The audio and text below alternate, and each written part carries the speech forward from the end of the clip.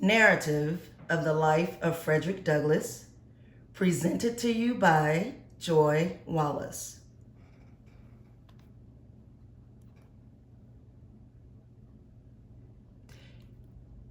Here are a few little known facts.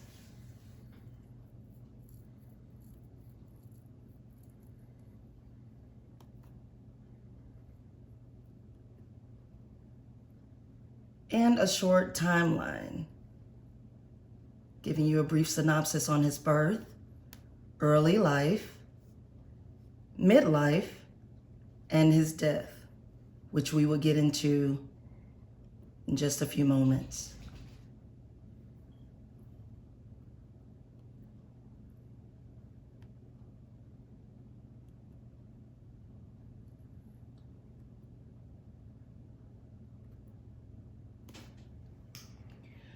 Why, oh why?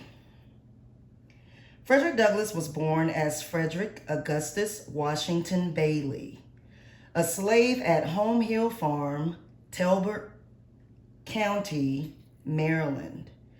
His mother was Harriet Bailey, a field slave from whom he was separated when he was just an infant. He only saw his mother 4 or 5 times after the separation, and only for a few hours at a time. She had been sold to a man who lived 12 miles from where Douglass lived.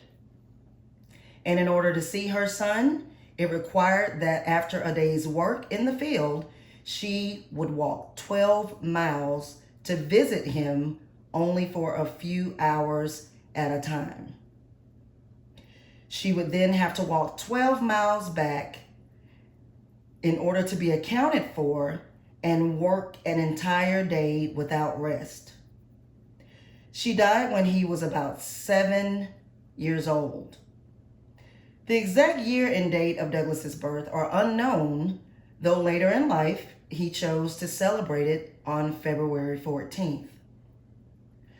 Douglass lived with his maternal grandmother, Betty Bailey, and his aunt.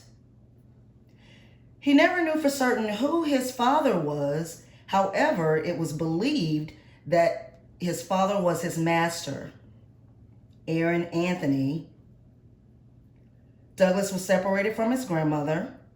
This was the first time he felt a sense of abandonment and betrayal. His grandmother left him in the White House plantation because she was deemed to be too old to work in the fields, so her owners abandoned her in a small hut in the woods, leaving her to die alone.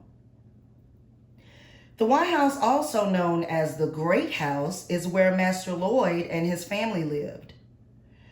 Master Lloyd and his family was said to have had 10 to 15 house servants and over 1,000 slaves. The White House is also the first time that Douglass was able to see slavery up close and personal, when his aunt was brutally beaten and mercilessly having her flesh torn from her bones. At the White House, slaves would often sing songs in their trick there, and it wasn't truly clear to the natural ear as to what those songs meant, and in Douglass's words, could only be interpreted with the soul.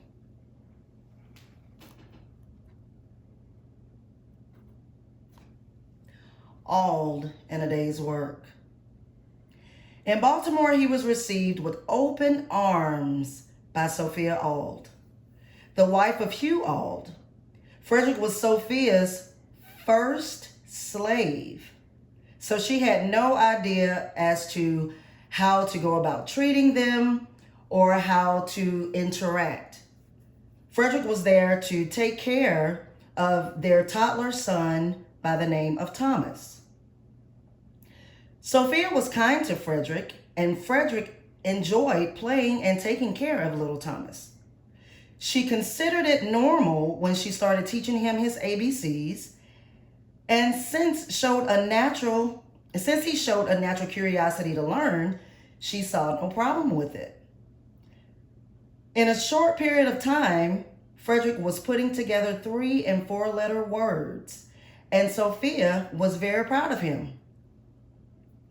When her husband Hugh found out she was teaching him his alphabets and teaching him different things, he had a conniption fit. It broke out into a very, very big argument because he was disapproving of what she was doing, and he began to explain to her how unlawful and unwise and unsafe it is to educate a slave. He said that slavery and education were incompatible with each other.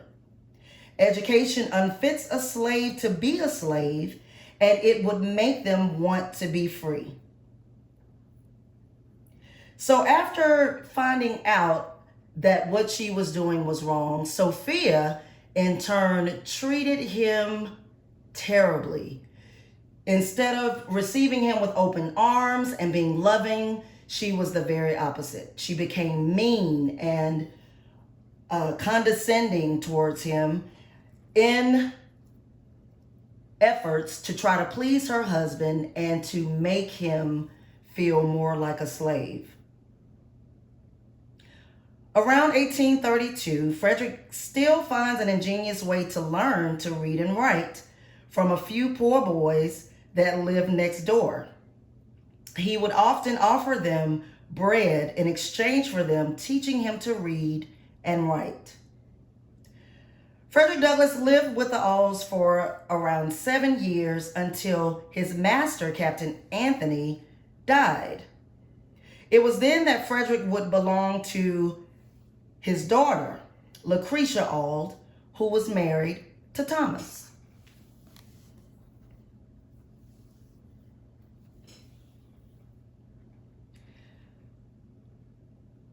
Frederick left Baltimore to live with his new master, Thomas Auld.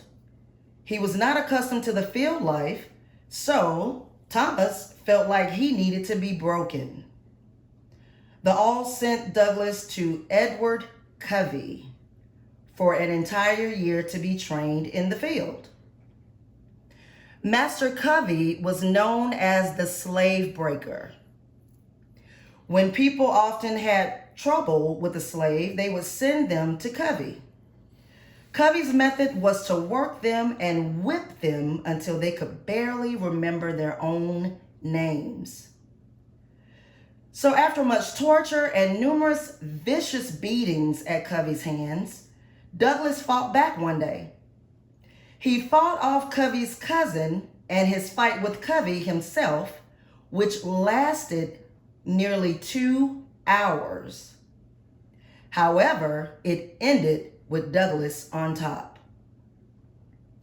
With Douglass's victory, Covey did not want to tarnish his reputation as the slave breaker. So he didn't tell anyone that what Frederick did, so Frederick was able to get away with it. He was later sent to Master Lloyd Freeland, who was, in Frederick's opinion, a Southern gentleman. He said that he was the best master he'd ever had until he became his own. With Freeland is also where he started the Sunday school in order to teach other slaves how to read. A few years later, Douglass devised a means of escape, but his plan was sabotaged and he was found out. He and his accomplices were sent to jail in Easton. After his release, Master Thomas sent Frederick to work with his brother Hugh in Baltimore. After many fights with other workers, Hugh hired Douglass to William Gardner, another shipbuilder. But after a fight with white workers over wages and them feeling threatened of losing their jobs, Frederick did not return to the shipyard. Huall took him to the shipyard of Walter Price, where he learned caulking and soon was making the highest wages of all the caulkers.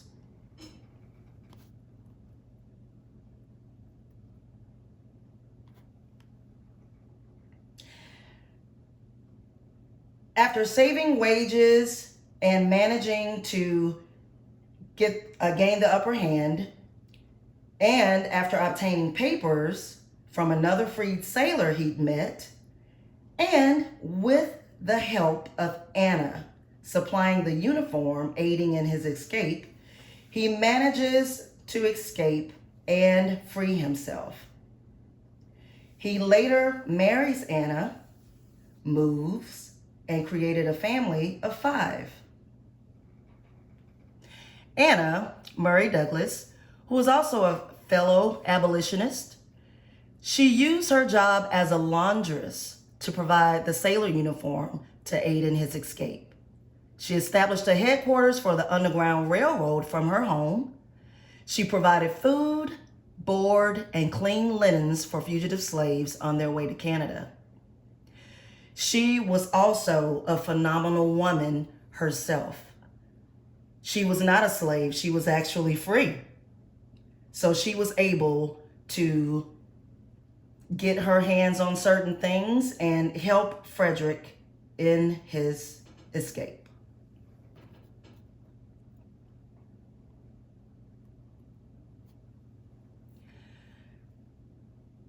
He publishes, in the Discovery, many may not know, but Frederick Douglass was deemed the 19th century's most photographed American. In most of his photos, you notice that he does not smile. He did not smile for the camera because he wanted to counter a happy slave. Because many caricatures that were common at that time, particularly in places such as minstrel shows, where white actors performed racist skits in blackface. He did not want to be compared to those. He wanted to be taken seriously.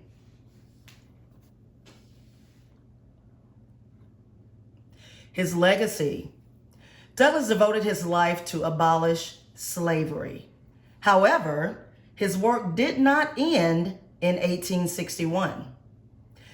In 1861 is when President Lincoln ended the institution of slavery. Douglass fought for civil rights and fought to empower African Americans to develop their own skills and to take responsibility for their own actions. A few of his accomplishments, because there are many. He taught himself how to write. Ultimately taught himself how to read with the help of Sophia.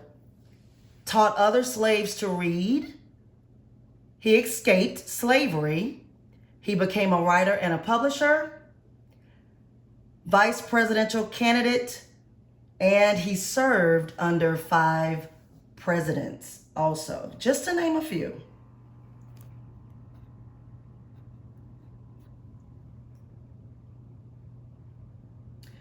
He publishes the North Star, which he later renamed the Frederick Douglass Paper. After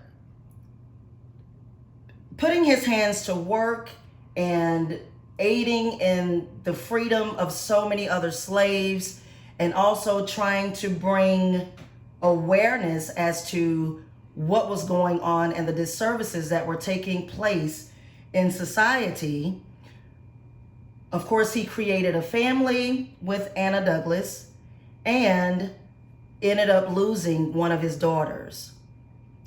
After the loss of his daughter, Anna did not cope very well and she fell ill. Anna later died. This is when Frederick Douglass marries Helen Pitts Douglass. But before he did that, he met Ottley Ottilie Assing, who convinced him that he should have papers translated in German. They spent over 20 years working together in his home and was believed to have shared a relationship beyond work. They grew very close, and Miss Assing actually grew very fond of him and was totally distraught after she found out about Helen Pitts. Ultimately, she went into a grave depression and committed suicide, while still leaving all of her possessions, monies, and works to Frederick Douglass.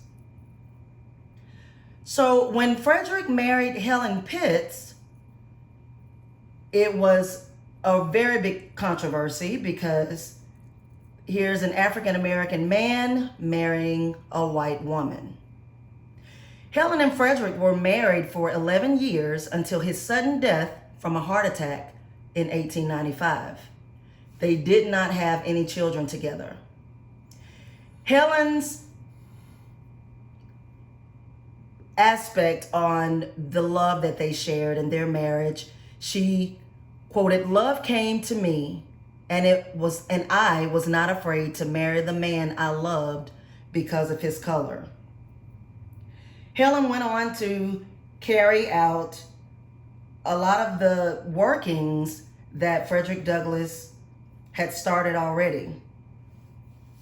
Frederick Douglass's most important legacy was the use of his words to fight for freedom and the rights of African Americans. He used his oratory and writing skills throughout his life to communicate his desire to free African American slaves, which led ultimately to the Emancipation Proclamation, which President Lincoln brought about. He then advocated for equal rights and opportunities for his fellow Americans as a civil rights leader.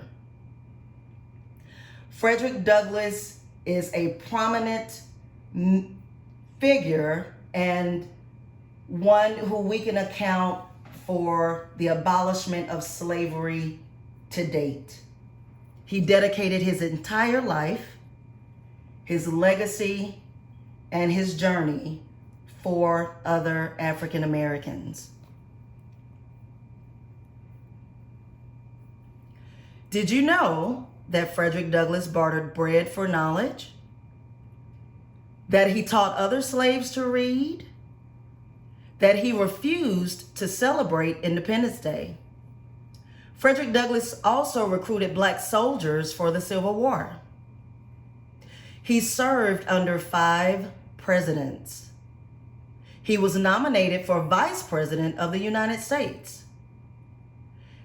Frederick Douglass's second marriage caused a great controversy, and he credited his skills and learnings from a school book, The Orator, which shaped his views on human rights. I hope that you have enjoyed this presentation. Here are a couple of questions for you to answer, and I hope you have a wonderful day. Thank you for your time and your attention. The narrative of the life of Frederick Douglass.